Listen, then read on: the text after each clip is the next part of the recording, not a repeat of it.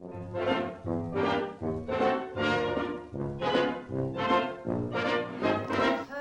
Poindexter Street, where Roanoke Bible College is located today, and you would proceed by rail to Edenton. There, the engine was dislocated, and the railroad car was pushed onto the ferry boat. Then you proceeded across the Albemarle Sound. When you reached Mackey's Ferry, a new engine was connected, and you proceeded by rail to Raleigh. Now that was quite a trip, wasn't it? My father loved the sea. And as a youth, he ran away from Mackey's Ferry and signed on as a deckhand on a riverboat. Then my mother Frances sang on the riverboat, and he admired her greatly. He gradually worked his way up to captain and soon asked Frances to be his wife. Soon I came along, and so my family settled back in Mackey's Ferry where I was raised. And you know what? My mother taught me to sing and dance, and I couldn't wait to grow up and leave and sing on a riverboat just as she had. But one beautiful spring day, I was shopping for fabric at Mr. Jones' mercantile store, and I looked up and I saw the most beautiful man I had ever seen. Well, I carefully dropped my hanky, as ladies did, and he picked it up, and he looked into my eyes and he said, "Good evening, miss." Or "Good afternoon, miss. I am Ernest St. Clair Chesson." Oh, good heavens! Not only was he gorgeous, but he had the same last name as mine. So it must be fate. I said, "Goodbye, show business. Hello, Elizabeth City." Well, not quite so fast. My new husband purchased Mr. Jones' mercantile store.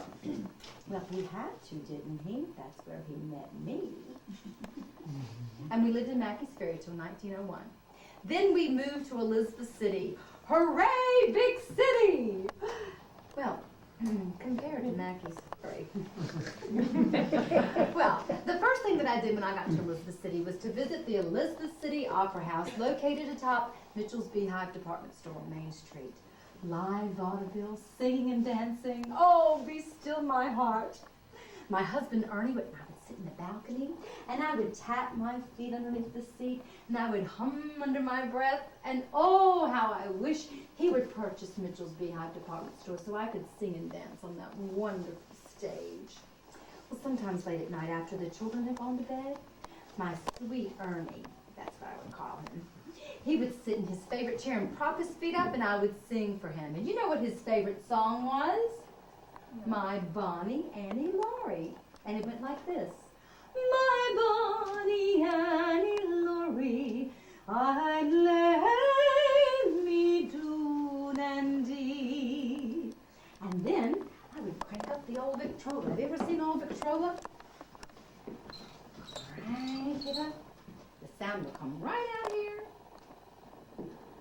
Put the needle on. A beautiful song. Here is Don Cornell.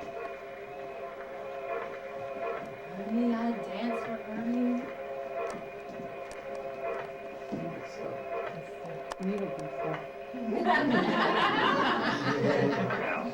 Oh, well, you get the idea. Well, perhaps I should tell you about my family. We moved into this house in 1911, and I have a son, Ernest Jr., and a daughter, Eloise. Now, Ernest Jr. married Kathleen, and she wasn't very musical. But their daughter Frances could sing like an angel.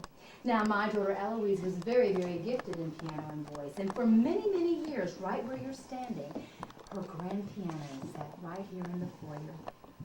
Now, Eloise was very shy, and so was her sweet husband, Albert Gard. He ran Gard's confectionery, and I believe did exceptionally well in the stock market. Well, their daughter was my namesake, Annie Lawrie Gard Jeanette. Perhaps you know her? No? Well, she was very pretty like me, but sadly not very musical. Sir, I have another question. Do you know how E.S. Chesson came to replace Mitchell's Beehive Department Store on Main Street? Well, Mr. Oliver Gilbert was manager of Mitchell's Beehive, and sadly his business began to dwindle and he needed a smaller location. Now, my Ernest was doing very, very well, and he needed a larger location, so the two businesses switched locations. And that's how E.S. Chesson began to flourish under the Elizabeth City Opera House. And really, Ernest bought the whole building. But it was a little late for me because I had passed away 2 years before. Sometimes late at night, after all the customers had left, Ernie would climb the stairs and sit in that balcony. And you know what? Sometimes I would magically appear and dance across that wonderful stage. After Ernest's death, the Opera House was closed off and all but forgotten. But we are so happy that it's finally going to be restored. And very, very soon, you may see a lovely lady dance across that wonderful stage. And when you do, please think of me, Annie Lawrie Chesson. Good evening now. Good evening.